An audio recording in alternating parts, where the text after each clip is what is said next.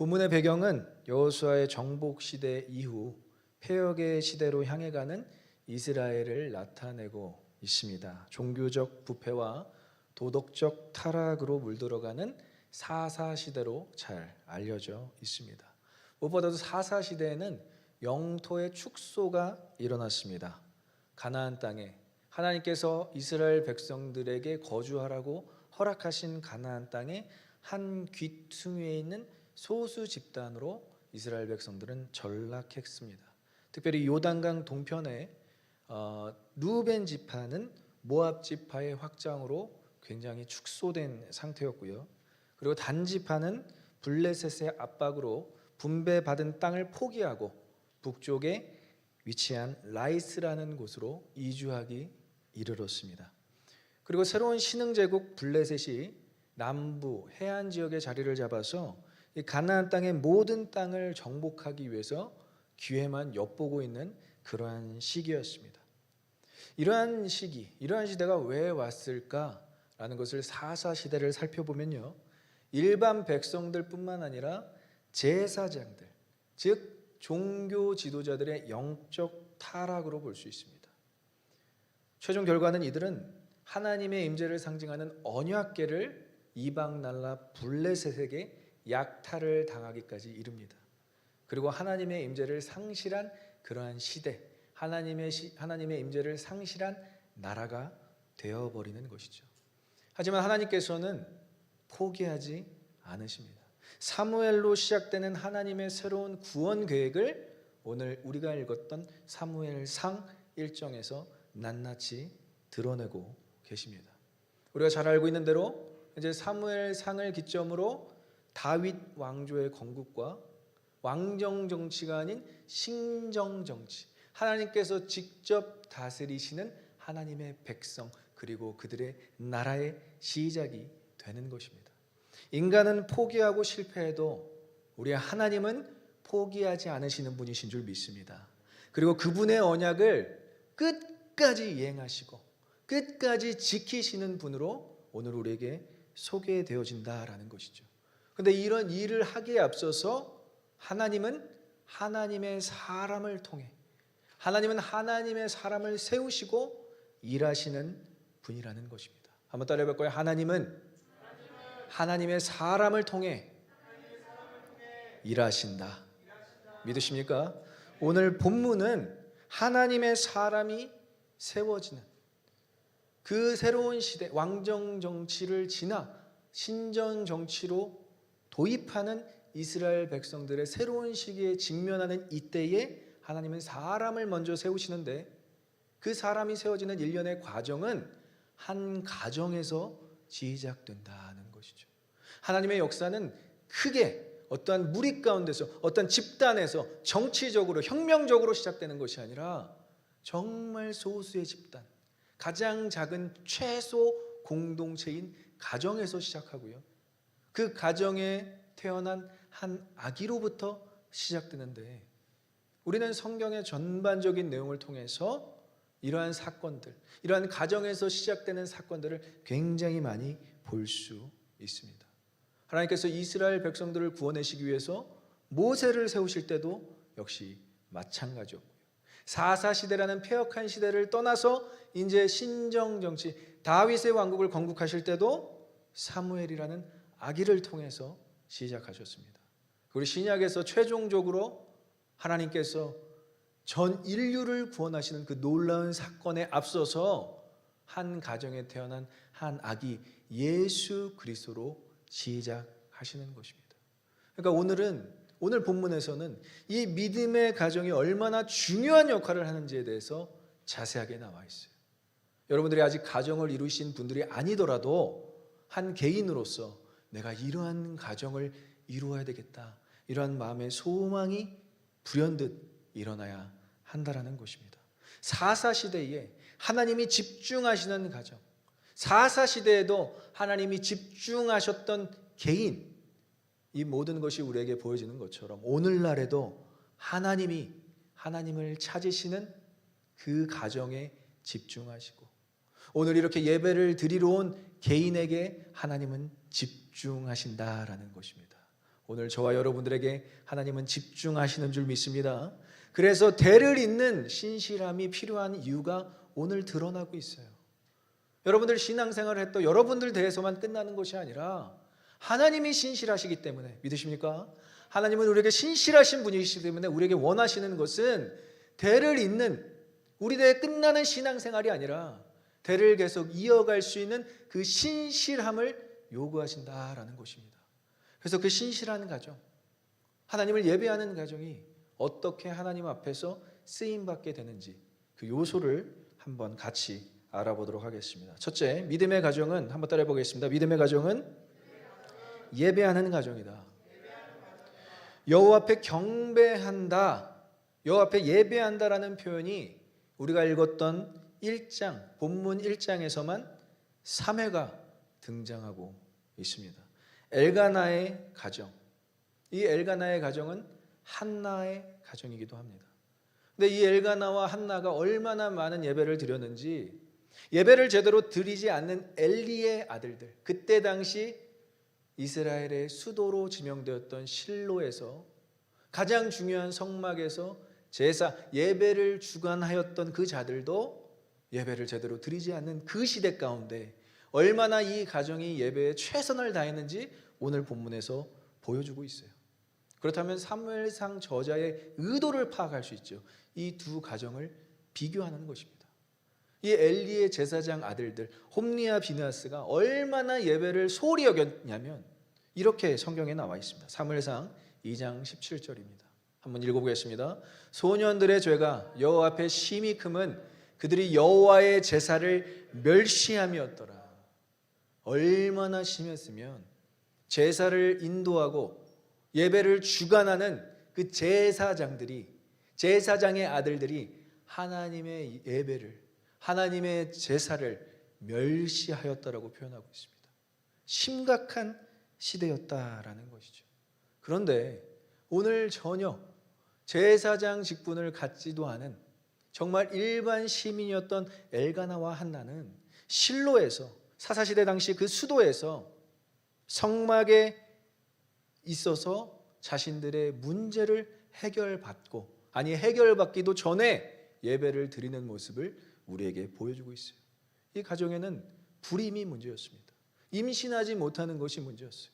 그래서 한나는 정말 이 성막에서뿐만이 아니라 날마다 이 문제를 갖고 기도하는 여인으로 묘사되고 있는데, 이 한나의 가정의 모습을 이렇게 표현하고 있습니다. 우리 19절 같이 읽어보겠습니다. 그들이 아침에 일찍이 일어나 여호와 앞에 경배하고 돌아가 라마의 자기 집에 이르니라. 엘가나와 그의 아내 한나와 동침함에 여호와께서 그를 생각하신지라. 지금 한나가 문제가 해결이 되었나요? 지금 엘가나의 가정의 문제가 해결되었나요? 해결되기 이전에 그들이 정말 이 문제를 가지고 기도하고 난 다음에 또 예배를 드리고 해결되지 않은 채로 집으로 돌아갔지만 엘가나와 한나가 동침함에 여호와께서 그를 생각하신지라 라고 이야기하고 있습니다. 하나님의 역사는 우리가 예배할 때 일어나는 줄 믿습니다. 예배하러 드리러 오셨다면 여러분 이미 하나님의 역사가 시작된 줄 믿습니다. 그래서 신앙생활은 예배에서 시작되는 것입니다. 믿으십니까? 예배하는 개인이나 가정이 하나님께서 주목하시고요, 예배하는 개인이나 가정이 하나님 앞에서 모든 문제, 오늘 문제로 나오는 불임의 문제를 포함해서 모든 문제를 해결받을 수 있고요, 특별히 예배하는 개인이나 가정이 하나님께서 쓰실 수 있는 것입니다. 그래서 여호와께서 그를 생각하신지라, 한나를 생각하신지라. 이 자카르라는 동사는 이스라엘 백성들을 하나님께서 구원해 내실 때에, 애굽 백성들을 통해서 노역으로 400년간 살았던 그들이 기도하고 외쳤을 때에 하나님께서 그들을 생각하신지라. 구원의 역사의 시작에 앞서서 이 단어가 나타나고 있음을 보여주고 있는 것입니다.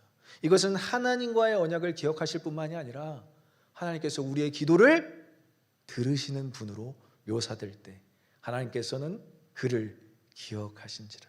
오늘 예배를 드리시는 여러분들을 하나님께서 기억하실 줄 믿습니다. 그래서 아이의 이름을 이렇게 짓는 거예요. 쉐무, 엘. 쉐무, 들으셨다. 엘, 하나님이. 오늘 여러분들이 예배 가운데서 드리는 모든 기도의 제목들 하나님께서 듣고 기억하실 줄 믿습니다.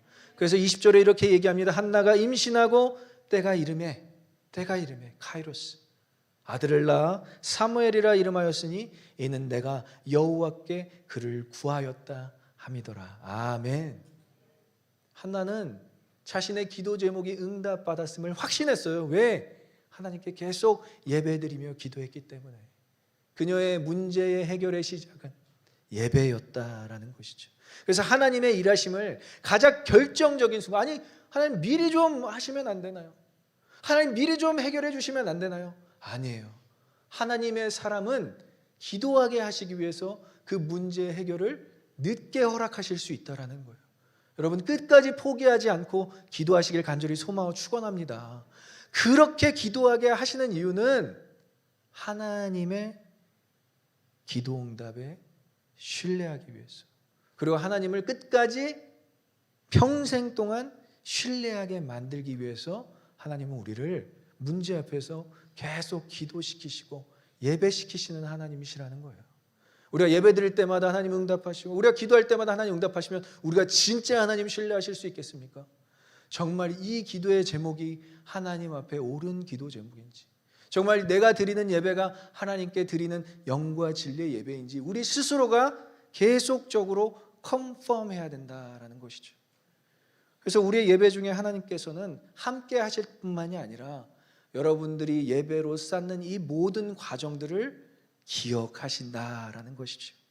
그리고 하나님이 여러분들이 예배 자리를 지키고 산모하는 마음을 가지고 주일 성수를 하는 모습을 하나님께서 지켜보신다라는 거예요.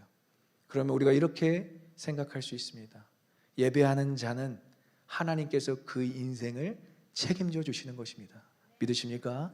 하나님은 이렇게 예배자를 좋아하시고 기뻐하시고 사랑하세요. 하나님은 지금도 예배하는 우리를 사랑의 눈으로 바라보고 계십니다. 그래서 이 믿음의 가정의 시작은 예배였다라는 거예요. 따라해볼까? 예배. 이 예배는 여러분 생명과 같은 거예요.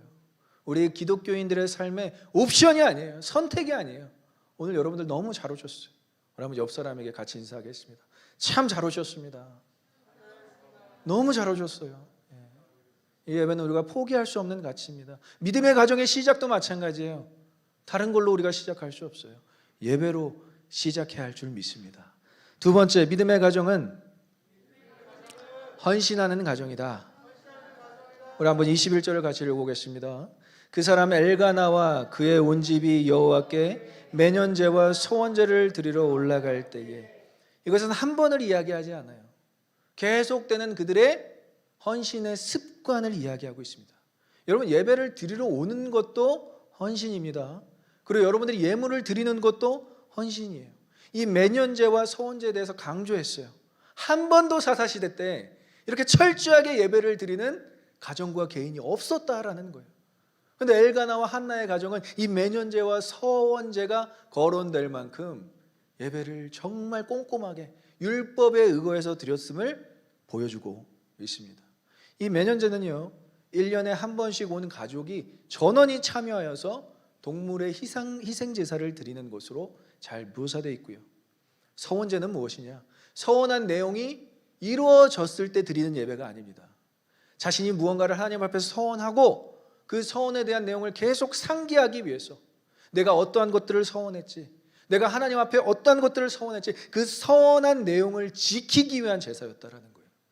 이 서원한 내용이 이루어졌을 때 드리는 제사가 아니라 아직 서원한 내용이 이루어지지 않았음에도 불구하고 서원한 내용, 내가 결단하고 하나님 앞에 서원한 내용을 지키기 위한 예배가, 제사가 바로 서원제였다라는 것이죠.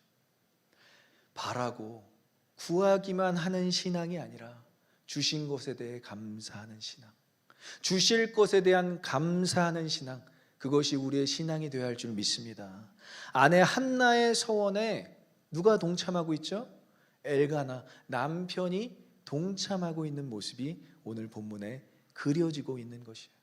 사실 한나가 정말 자식을 구했기 때문에 한나에게 하나님께서 자식을 허락하신다면 하나님 내가 머리에 삭도를 대지 않는 나실인 실로의 제사장으로 내가 드리겠습니다 라는 그 서원을 엘가나는 사실은 듣지 못했어요.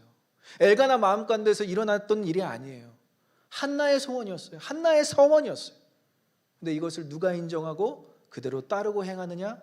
엘가나가 그 한나의 서원에 동참하는 모습으로 오늘 보여주고 있습니다. 오늘 사무실에서 우리 아직 결혼하지 않은 자매와 이런저런 얘기를 주고받았는데요, 정말 남편의 헌신, 남편의 희생은 여러분 결혼 생활에 있어서 필수입니다.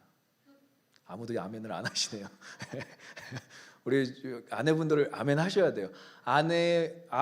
그 남편의 희생과 헌신은 결혼 생활에 있어서 꼭 필요한 요소인 줄 믿습니다. 남편들이 더 크게 아멘 하시네요. 우리 교회 남편분들은 정말 이 희생과 헌신이 이 밑에 깔려 계신 분들이에요. 얼마나 아내들을 위해서 희생과 헌신하는지 제가 그 자매한테도 그랬어요. 헌신하고 희생하는 남자를 만나야 행복하다. 믿으십니까? 우리 결혼한 분들도 마찬가지고 결혼하지 않은 분들도 이걸 꼭 기억하셨으면 좋겠어요. 아내 한나가 자신이 서운한 내용을 왜 나한테 상의도 안 하고 그렇게 아들을 바쳐? 아니 나랑 같이 서원을 하지, 이렇게 이야기할 수도 있어요. 근데 엘가나는요, 오늘 자기의 소견에 좋은 대로 행하셔서 나는 같은 마음으로, 당신이 여기 있더라도 같은 마음으로 서원제를 드리러 올라가겠습니다. 오늘 그러한 표현이 본문 22절과 23절에 나타나 있어요. 한나는 아직은 헤어지기가 싫습니다. 아직은 바치기가 싫어요. 왜? 너무 사랑하니까. 어떻게 그 자녀를 그냥 낳았다고 바로 바칠 수가 있겠어요. 엄마로서는 최선을 다하는 거예요. 젖을 뗀 후에 내가 당신과 같이 서원제로 올라가겠다. 하지만 지금 아기와 아내를 두고 누가 또 서원하러 올라갑니까? 남편이 올라갔다라는 거예요. 남편이. 엘가나가 이 서원에 동참하는 것을 볼 수 있는 거예요. 사실 엘가나가 마음에 들지 않으면, 그 서원에 정말 동참하지 않으면 남편이 그 서원을 취소할 수도 있습니다. 민수기 30장에 이 서원은 아내가 정말 즉흥적으로나 아내만 했던 서원은 남편이 취소할 수도 있다라고 민수기 30장에 자세하게 나와 있어요. 하지만 한나 없이도, 그 아기 없이도 홀로 서원제를 드리러 가는 그 엘가나의 모습을 볼 때, 이 사람은 진짜 아내의 서원에 동참하는구나, 자식의 헌신에 동참하는구나, 그러한 모습을 볼 수 있습니다. 그렇다고 한나가 기다렸다가 서원제를 대충 드리고 서원제에 대해서 적게 반응했는가? 아니요. 사무엘을 레위 제사장 실로의 가장 중심지였던 그곳에 제사장으로 바칠 때 더 많은 제물로 드리는 모습을 볼 수 있어요. 아니, 자신이 자식을 드리는데 더 많은 예물과 제물을 드리는, 그 성소에 더 많은 예물과 제물을 드리는 한나의 모습을 24절에서 우리는 볼 수 있습니다. 우리가 같이 읽어보겠습니다. 젖을 뗀 후에 그를 데리고 올라갈새 수소 3마리와 밀가루 1에바와 포도주 1가죽 부대를 가지고 실로 여호와의 집에 나아가는데 아이가 어리더라. 한나는요, 서원제로 드려야 할 제물의 기준을 초월해서 드리는 거예요. 이때 당시에 서원제의 기준은요, 수송아지 1마리, 가루 에바 10분지 3, 그러니까 에바라고 하는 리터로 해당되는데 10분의 3만 드려도 돼요.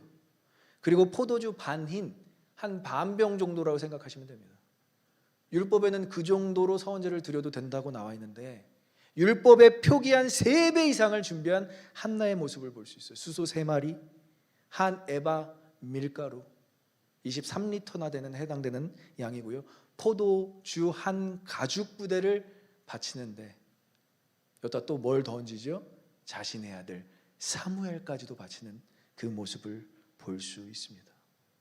예물이나 헌물, 오늘날엔 헌금이죠. 이것을 우리가 드리는 이유는 무엇입니까? 하나님이 하신 일에 대한 반응인 것입니다. 믿으십니까? 11조든 12조든 13조든요, 여러분, 우리는 강조할 수 없어요, 서로에게. 그러나 자신이 믿음의 고백을 하는 거예요. 하나님, 나에게 주심에 감사합니다. 이것은 내가 노력해서 얻은 것도 있지만 하나님께서 주신 것입니다. 이렇게 고백하는 것이 우리의 예물과 우리의 헌물이 되어야 한다는 것이죠. 한나는 아들을 바치는 데 있어서 너무 많은 제물을 드렸던 여성으로 우리에게 보여지고 있습니다. 이것을 사무엘상 1장이 강조하는 이유가 무엇입니까? 사사시대에 아무도 이러지 않았다라는 거예요. 사사시대에 그 누구도 이러지 않았다라는 거예요, 여러분. 심지어 제사장의 두 아들 홈리와 비느하스는 예배를 멸시했대요. 멸시했대요. 근데 이 종교 지도자들까지 타락한 이때에 엘가나와 한나는 아들을 드림에도 모자라 서원제로 드려야 되는 그 양의 3배 이상을 드리는 모습을 보면서 어떻게 하나님께서 이 가정을 안 쓰실 수 있겠습니까? 라는 마음으로 우리가 보게 되는 것이죠. 새로운 하나님의 구원 역사의 시작은 사사시대의 반전으로 이루어지고 있어요. 오늘날 이 패역한 시대에 여러분들 하나님께서 쓰임받고 싶으십니까? 정말 쓰임받고 싶으십니까? 하나님께 드리시길 바랍니다. 예물이든 은사든 봉사든 하나님께 드릴 때에 하나님께서는 그 사람, 그 가정을 집중하신다라는 것이죠. 그래서 이 믿음의 가정의 키워드는 헌신, 드림이었음을 볼 수 있습니다. 자, 세 번째 따라해 보겠습니다. 믿음의 가정은 기도하는 가정이다.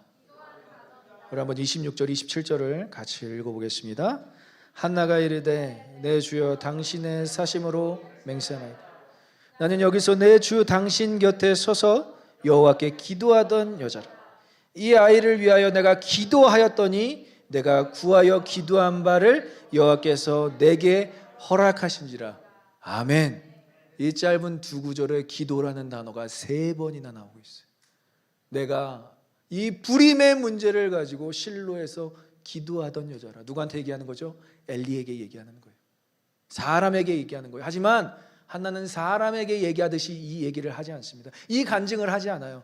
하나님 앞에서 간증하듯이 이야기를 하고 있어요. 내가 기도하던 여자였는데 내가 기도하였더니 내가 구하여 기도한 바를 여호와께서 허락하신지라. 여러분께서 기도할 때 누가 허락하신다고요? 하나님께서 허락하실 줄 믿습니다. 한나는 자신이 기도했고 기도 응답을 받았음을 강조하고 있으면서 아울러 이 아이는 기도함으로 얻은 아이다라는 것을 엘리 앞에서, 하나님 앞에서 간증하고 있는 거예요. 인간의 노력으로 얻은 아들이 아니기에, 하나님께서 주신 아들이기에 바치기 쉬웠다? 아니에요, 여러분. 어떻게 그렇게 얘기할 수 있겠습니까?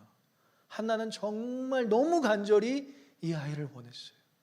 분인나라는 첩과 경쟁하면서 얼마나 그녀의 마음이 찢어지고 아팠는지를 사무엘상 1장 초반부에 우리는 확인할 수 있어요. 그리고 한나는 3년이라는 시간 동안 아기와 시간을 보냅니다.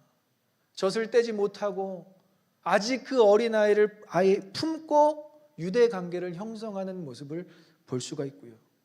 고대 근동에는요, 물이 너무나 귀했기 때문에 어린아이를 함부로 그냥 물을 먹게 하지 않습니다.